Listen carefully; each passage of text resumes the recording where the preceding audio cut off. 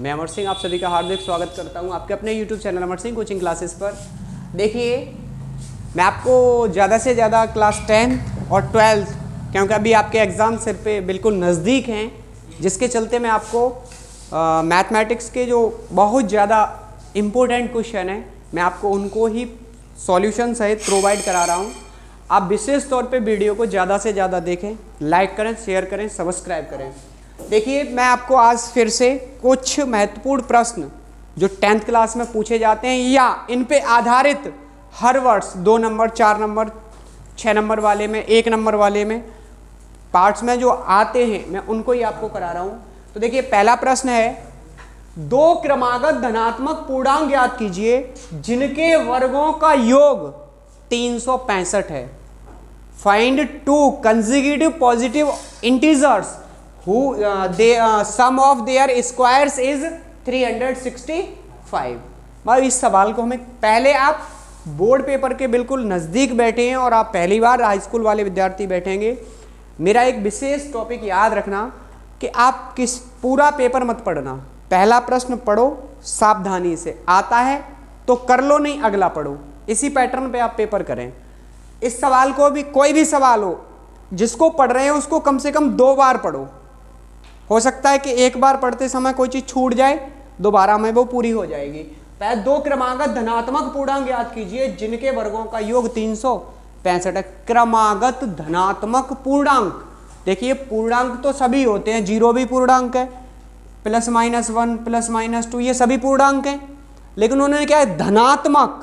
धनात्मक होंगे तो माइनस वाला कोई नहीं होगा। और क्रमागत मतलब कंसेक्यूटिव, लगातार। अब लगातार कैसे आते हैं, जैसे 1 के बाद 2 के बाद 3 के बाद 4 के बाद, ये क्रमागत, क्रम से आने वाले। अगर मैं इसका मतलब क्या हुआ कि 1 में 1 जोड़ा होगा तभी तो 2 बनेगा, फिर 2 में 1 जोड़ेंगे तभी तो 3 बनेगा, फिर 3 में 1 जोड़ेंगे तभी तो 1 2 3 4 क्रमागत बनेंगे। मतलब पिछले वाले में 1 जोड़ेंगे तो अगला वाला, अगले वाले में 1 जोड़ेंगे तो उससे अगला वाला, तभी तो क्रम बनेगा एक। अगर मैं मान लूं, अब देखो इसका सॉल्यूशन, मैंने मान लिया लेट 1 धनात्मक पूर्णांक x है, तब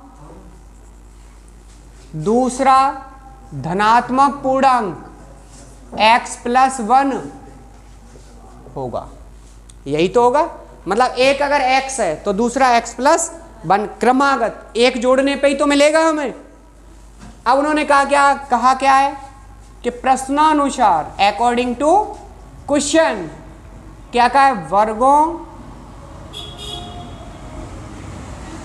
वर्गों का योग बराबर, वर्गों का योग मतलब x का भी वर्ग और x + 1 का भी वर्ग जोड़ देंगे तो वो 365 बनेगा। इट मीन्स x² + x + 1 का बराबर 300। ये a + b का होल स्क्वायर क्या होगा, x² + x² + 1 + 2x - 300। इसको हम ट्रांसफर करके साथ ले आए, x² 2x² + 2x - 364। देखिए, 1 प्लस का है, 365 माइनस के हैं। अभी इसमें से 2 कॉमन मिल रहा है, सब में से आप 2 कॉमन ले लीजिए। x² + x - 2 1 2, 2 8 16, 2 1 सॉरी 2 दूनी 4। 2 को उधर भेजेंगे, 0 में भाग होगा तो क्या आएगा, 0। तो ये आएगा x² + x - 182 बराबर। अब ये क्या बना, एक क्वाड्रेटिक इक्वेशन। चाहो तो इसे पूर्ण वर्ग बना के हल कर लो, चाहो तो मध्य पद को 2 भागों में तोड़ के हल कर लो, चाहो तो त्रिधराचार्य फॉर्मूला, जिसे क्वाड्रेटिक फॉर्मूला बोलते हैं, उससे आप सॉल्व कर सकते हो। तो हम तो इसको मध्य पद को 2, ऐसा कुछ लिखा तो होता नहीं है कि पूर्ण वर्ग बना के हल कीजिए या मध्य पद को तोड़ के हल कीजिए या सूत्र से हल कीजिए, देयर इज नो प्रॉब्लम, आप जिससे चाहे उससे हल करें। तो हम तो इसको मध्य पद को 2 भागों में तोड़ के सॉल्व करेंगे। x² का गुणांक 1 है, इसका गुणा 182 से करेंगे तो 1 × 182 - 182। अब एक एक्स, एक को ऐसे दो भाग में तोड़ो कि ये जोड़ें तो +1 आए और गुणा करें तो 182 आए। तो कुछ नहीं समझ में आए तो सिंपल सा फॉर्मेशन, जो बड़ी संख्या आती है उसके फैक्टर काट लो। फैक्टर काटेंगे तो 2 ने 18, 2 1 2, 7 से 13 बार और 13 से 13, 14 13, 14 13 का गुणा करेंगे 182 आएगा। 14 में से 13 घटाएंगे तो एक ही बचेगा। क्या आएगा? x² + 14x माइनस का 13x माइनस 182 बराबर x कॉमन, x + 14, ये दो के जोड़े बना दो आप, माइनस के 13 कॉमन तो x प्लस बराबर ये मिला x + 14 और x माइनस बराबर 0। इधर देखें तो x + 14 बराबर 0 और एक बार x माइनस, x बराबर क्या आया? 13 और माइनस -14 तो भैया इम्पॉसिबल होगा। क्यों होगा? उन्होंने ये कहा है क्रमागत धनात्मक पूर्णांक ज्ञात कीजिए और ये कैसा पूर्णांक आया है? नेगेटिव है, तो इसलिए ये असंभव होगा। फिर फाइनली लिखेंगे अतः वह 2 क्रमागत धनात्मक पूर्णांक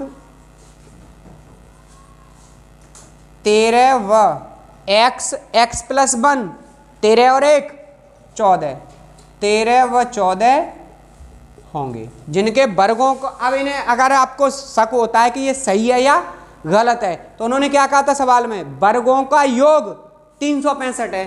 तो 13 का वर्ग 169, 14 का वर्ग 196, 9 6 15, 9 6 15 और 1 16, 365 बिल्कुल सही आया है। इसका मतलब हमारा ये आंसर बिल्कुल एब्सोल्युटली राइट है।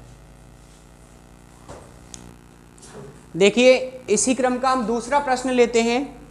किसी एपी का 17वां पद 10वें पद से 7 अधिक है।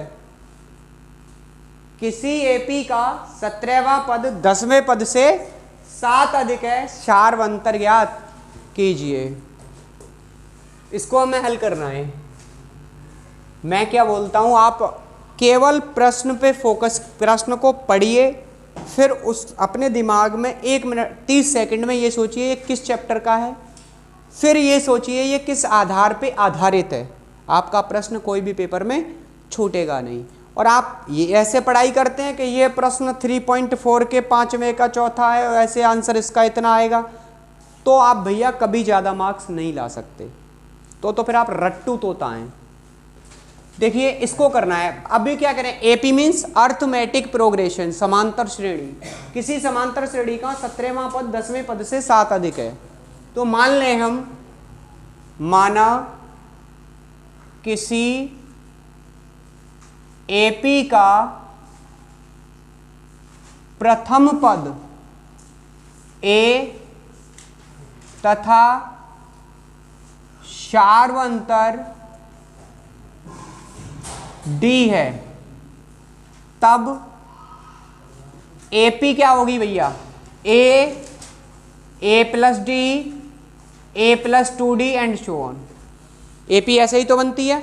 अब देखो पहला पद, पहले पद में कोई डी नहीं, दूसरा पद, दूसरे पद में डी की संख्या 1, तीसरा पद डी की संख्या 2, तो फिर 10वें पद में डी कितनी होंगी? 9, 17वें पद में डी कितनी होंगी? 16। बात समझ में आई? तब श्रेणी का 10वां पद क्या होगा? a plus 9d। श्रेणी का 17वां पद क्या होगा? a plus 16d। अब उन्होंने प्रश्नानुसार क्या कहा है?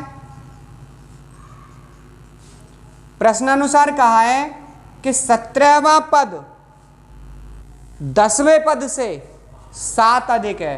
मतलब 17वां पद बराबर नहीं है 10वें पद के, ये वाला इससे 7 ज्यादा है। प्रश्न यही तो है कि 17वां पद 10वें पद से 7 अधिक है। ये 7 ज़्यादा है, या तो इसमें से 7 कम कर दो। मैं क्या बोलता हूँ, इधर 15 है और इधर 10 है, तो बराबर करने के लिए या तो इधर 5 जोड़ दो तो 15 हो गए, या फिर इधर 5 घटा दो तो 10 हो गए, मतलब दोनों पक्ष बराबर हो गए ना।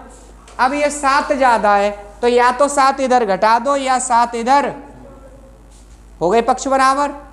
17वां पद कौन सा है भैया, a प्लस 16d बराबर a plus 9d plus a और dd एक तरफ ले लो, a plus 16d minus a minus बराबर 7।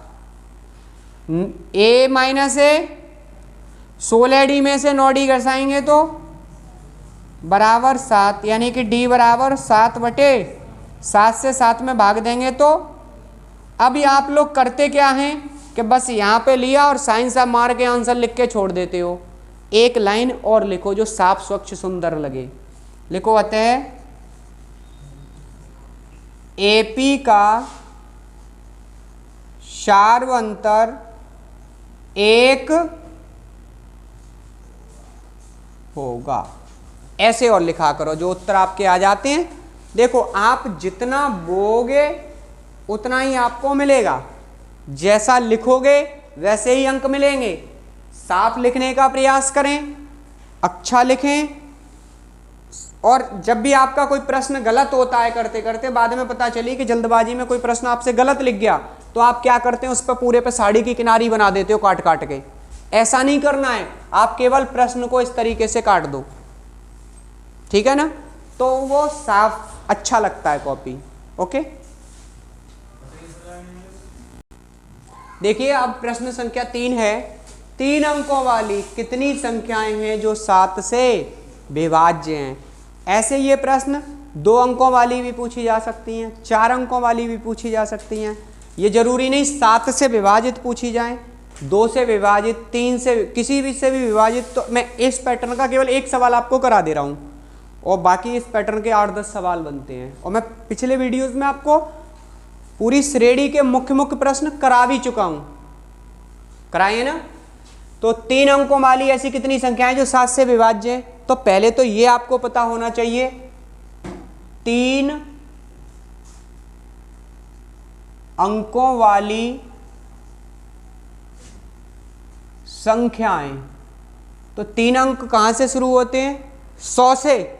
देखो 99 2 अंक हैं, जैसे ही 100 होता है 101 102 कहां तक होती हैं ये। अगर इसमें एक और जोड़ दोगे तो 4 अंक नहीं हो जाएंगे। अब ये बताना है कि अगर यही प्रश्न ऐसे नहीं लिखा जाता कि 3 अंकों की कितनी संख्याएं जो 7 से विभाजित होती हैं, अर्थात उनमें 7 का भाग चला जाता है, ऐसे ना लिख के ऐसे लिख देता तो कि 100 से 999 के बीच ऐसी कितनी संख्याएं जो 7 से पूर्णतः विभाजित होती हैं। सवाल वही था, केवल भाषा बदल दी।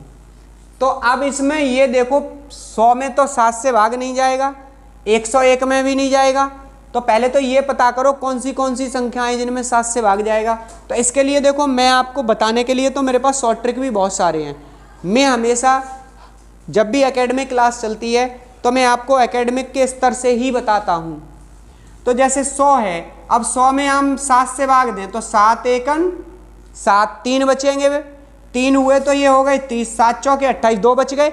अब ये सोचो कि यहाँ इकाई का अंक क्या होना चाहिए जो इसमें पूरा भाग चला जाए। 7 पंजे क्या होना चाहिए यहाँ, इसका मतलब पहली संख्या क्या होगी 5। ये बात समझ में आई कैसे निकालनी है हमें। तो 7 से विभाजित होने वाली 3 अंकीय संख्याएं, पहली क्या होगी 105, तो दूसरी क्या होगी 7 जोड़ दोगे वही आ जाएगी 112, 119। आगे अब आखिरी 999 को लो, 999 में भी आप 7 से भाग दो, 7 एकन 7, 2 बचे, 9 उतार लिए, 7 चौके 28, 1 बचा, अब 9 उतार लिए। 9 में तो पूरा भाग जाएगा नहीं। अब अगर मैं इसमें जोड़ूं तो ये संख्या 3 अंक की ना होके 4 की हो जाएगी, लेकिन अगर मैं घटा लूं, अगर मैं यहाँ घटा लूं तो ये 3 की रहेगी। तो यहाँ कितने होने चाहिए इकाई का अंक के, इसमें 7 का भाग चला जाए, 7 दूनी क्या होना चाहिए। इसका मतलब आखिरी संख्या क्या होगी,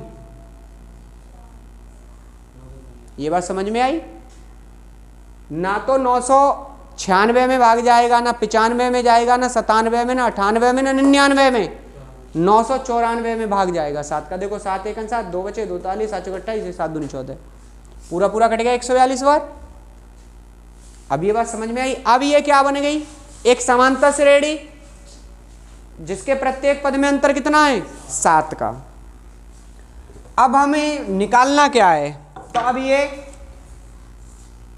यह एक एपी है जिसमें प्रथम पद किससे प्रदर्शित करते हैं, ए से। ए बराबर 105, सार्वंतर आई मीन कॉमन डी बराबर 112 माइनस 105 बराबर केवल 7। मतलब जब भी किसी भी श्रेणी का, समांतर श्रेणी का सार्वंतर निकालना है, कॉमन डिफरेंस, तो अगले पद में से उससे ठीक पिछले वाला घटाना है। पदों की संख्या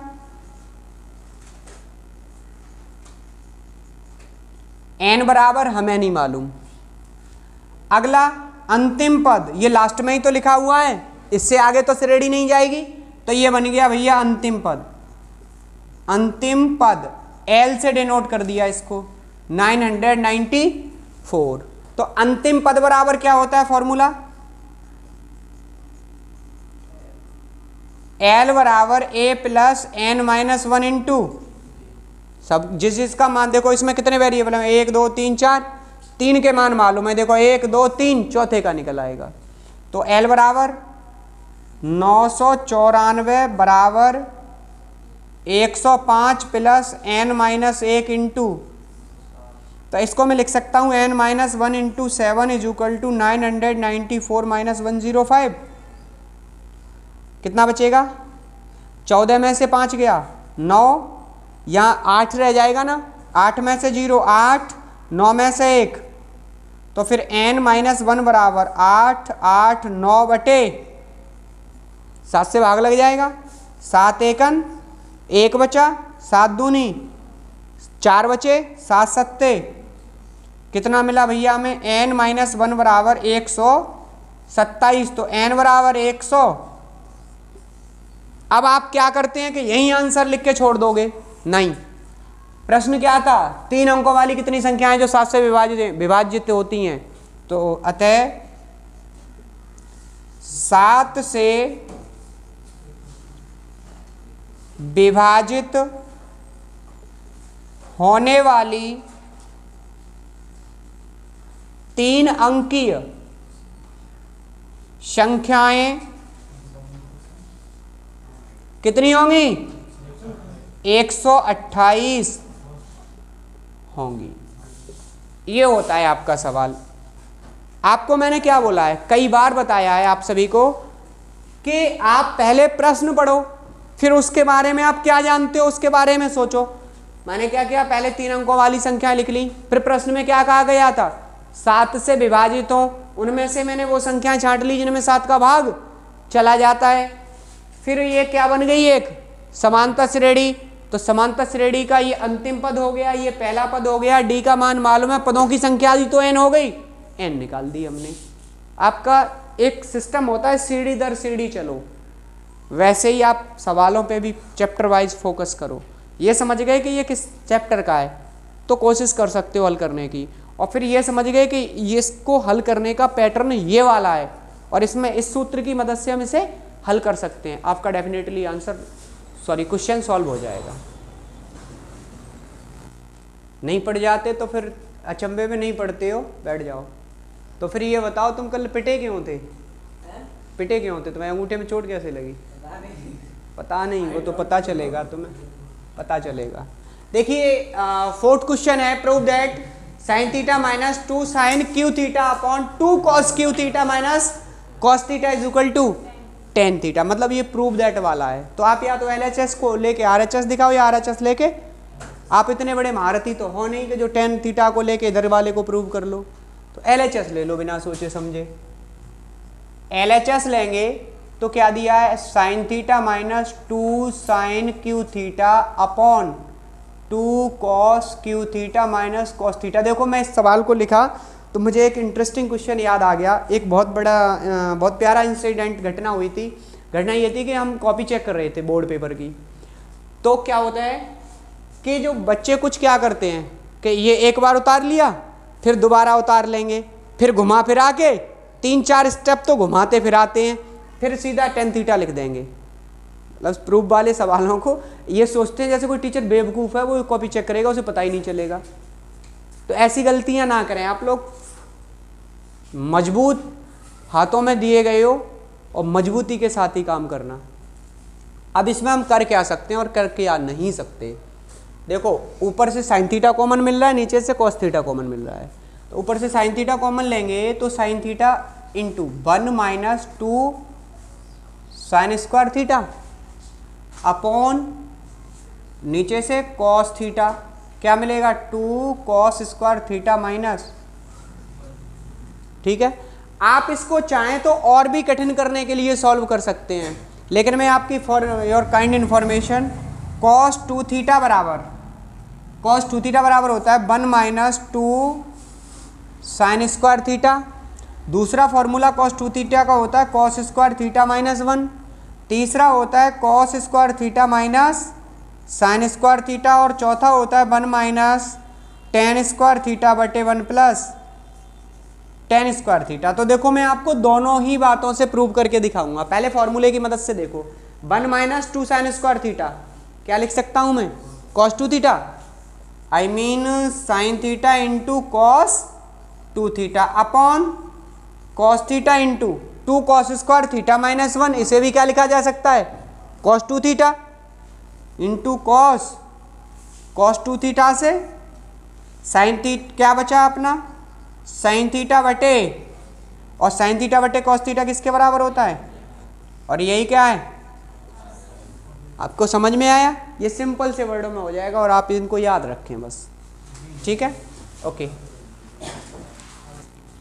देखिए अगला प्रश्न है, टीपी और टीक्यू केंद्र O वाले किसी वृत्त पर दो स्पर्श रेखाएं हैं। टीपी और टीक्यू केंद्र O वाले किसी वृत्त पर दो स्पर्श रेखाएं इस प्रकार हैं कि कोण POQ बराबर 110। तो कोण TPQ का मान ज्ञात कीजिए। इस प्रश्न का आपको प्रश्न पत्र में अगर आता है इस प्रकार का प्रश्न तो चित्र बना हुआ आ भी सकता है और नहीं भी आ सकता, दोनों ही बातें हैं। तो सबसे पहले तो इसका जब यह है ज्योमेट्री का, और ज्योमेट्री का जब तक आप चित्र नहीं बना पाएंगे तब तक आपसे एक ऊंचाई दूरी का एक ज्योमेट्री का, जब तक चित्र नहीं बनेगा आपको क्या पता कौन सा कोण कहां पर है। तो इसको हल करने से पहले आप एक काम करो कि एक कोई वृत्त बनाओ। ये वृत्त बन गया जिसका केंद्र O है, इस पे कोई बाहर बिंदु, देखो कैसे पता चलेगा, टी पी टी क्यू दो स्पर्श रेखाएं, तो मतलब बाहर बिंदु का नाम क्या है, टी। एक स्पर्श रेखाएं वो रेखाएं होती हैं जो वृत्त को टच करती हुई गुजरती हैं। एक को मान लो टीपी और एक को मान लो टीक्यू। इस प्रकार है कि कोण POQ, इसका मतलब O को P से और O को Q से जॉइन करना पड़ेगा। इसका मान कितना है, 110 डिग्री। अब हमसे पूछा किसका मान है भैया, PTQ, जो बीच में कोण लिखा होता है हमें उसी को निकालना होता है। तो देखो हमें दिया है कोण POQ बराबर 110 डिग्री, और ज्ञात क्या करना है हमें, कोण PTQ बराबर क्वेश्चन मार्क। एक थ्योरम हमने आपको पढ़ाई थी कि जब किसी वृत्त की स्पर्श रेखा को केंद्र से मिलाने वाली रेखा स्पर्श रेखा पर 90 डिग्री का कोण बनाती है। याद रखें, स्पर्श रेखा को वृत्त के स्पर्श बिंदु से केंद्र को मिलाने वाली रेखा स्पर्श रेखा के साथ 90 डिग्री का कोण बनाती है, यानी वो परपेंडिकुलर होती है।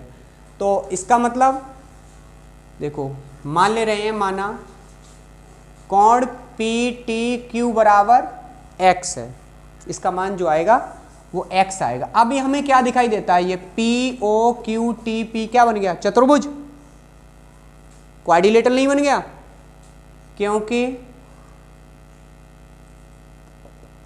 पी ओ क्यू टी एक चतुर्भुज है। तो फिर कोण ओ पी टी ये वाला कोण प्लस कोण पी ओ क्यू ये वाला कोण प्लस कोण ओ क्यू टी ये वाला कोण प्लस कोण पी टी क्यू सबको जोड़ेंगे तो योग कितना आना चाहिए, 360 आना चाहिए। अब हम जानते हैं क्योंकि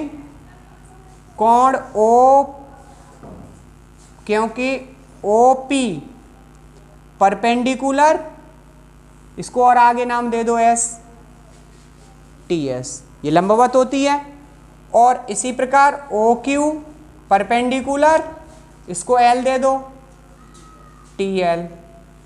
इसलिए कोण ओ क्यू टी बराबर 90 डिग्री, और ये भी किसके बराबर होगा, ओ पी, यानी कि ओ पी टी और ओ क्यू टी का मान कितना हो गया, 90।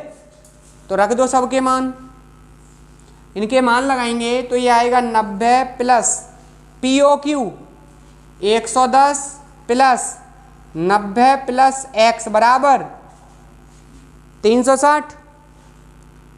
इसको जोड़ दो, x बराबर 360 माइनस 9 18 180 10 190 और 100 290 हो गए ना। अरे जोड़ लो, 0 9 9 18 और 1 19 290। तो x बराबर 0 16 में से 9 गए, 7 2 में से 2 गया, तो यानी कि अतः कोण पी टी क्यू बराबर, पी टी क्यू तो पूछा हमसे, कितना आएगा 70 डिग्री। आराम से निकला सवाल, कोई समस्या नहीं हुई आपको। मैं फिर एक बार अपनी बात को दोहरा देता हूँ, दोहराता मैं इसलिए हूँ कि आप लोग एक बार में समझ जाते तो पूरी वर्ष भागते नहीं रहते कोचिंगों में, इस विद्यालयों में, और किताबों में नहीं घुसे रहते।